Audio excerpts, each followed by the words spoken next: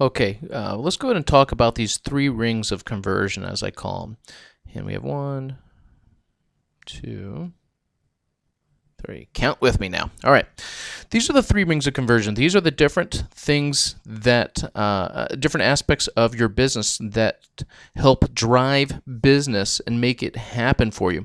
And the more in line they are with each other, the more slippery that sales funnel becomes, the quicker folks are going to move from prospect to paying client. And now, two of them you have control over, and that's your sales and your marketing. The other one you don't have control over, and that is the network. So just to make sure we're on the same page as to what each of these are, your sales, this is when you're belly to belly, face to face, overcoming objections, explaining how you're the right person for them to help them achieve their goals, solve their problems, and relieve them of their pains. Okay, the marketing is the message that you yourself are putting out there every time you, in guerrilla marketing, we say every time your business comes into contact with someone outside of your business, marketing happens. So this is everything that you're doing online, from your blog posts to your Twittering, of course, but also simple things like your voicemail message, your email footer, your the way you're dressed, right? All of that has to do with the marketing because it sends a message and conveys an image.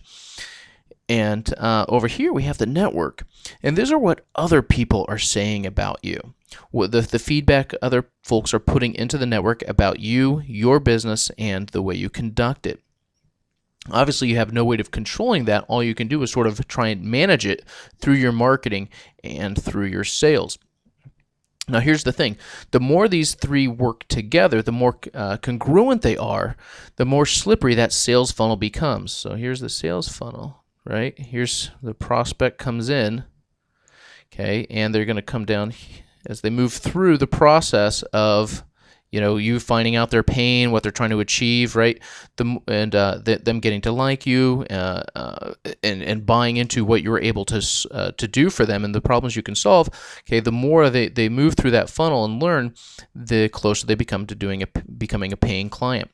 So the more in line your sales message is with your marketing message, with your network, so we have sales, marketing, the more congruent they are, the more they overlap. This is where business happens, okay?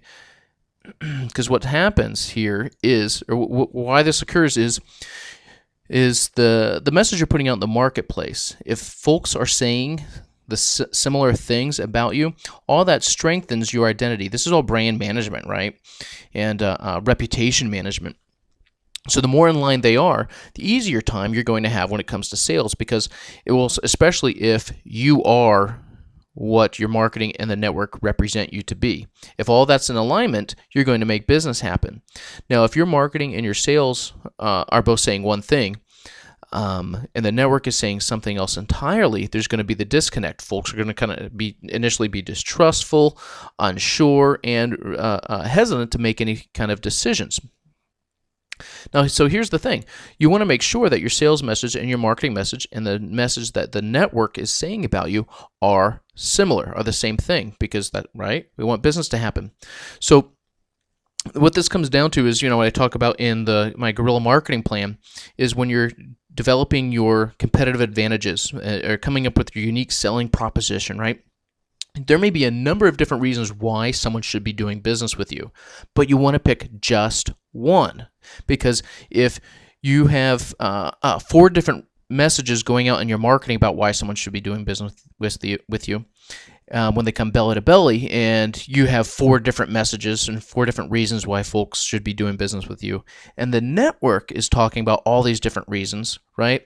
There's going to be some confusion. Okay, because what if folks are hearing one thing from the marketing, one thing from the network, and one thing from sales? If they're all different, there's going to be the disconnect again. There's going to be the distrust, because it's not what folks are saying about you. Now I'm hearing something else. Okay, so but if it's just one message, one thing that you're putting out there, Your marketing hammers on it. The network, that's what they're talking about. That's what the buzz is about. And when they come face to face, you talk about the same thing. Wow, you obviously must be the master of blah, blah, blah, right? So you really want to make sure everything is cohesive, everything's congruent. Now you have control over this, over these two here, right? Your sales and your marketing. And your network's a little bit free reign because you can't really manage that so much, but you can work to make sure everything is put in alignment here and delivering the same message, so that once someone decides to seek further information about you, they're getting the same message here, the same message here, and the same message here. And the more they overlap, obviously, is where business happens.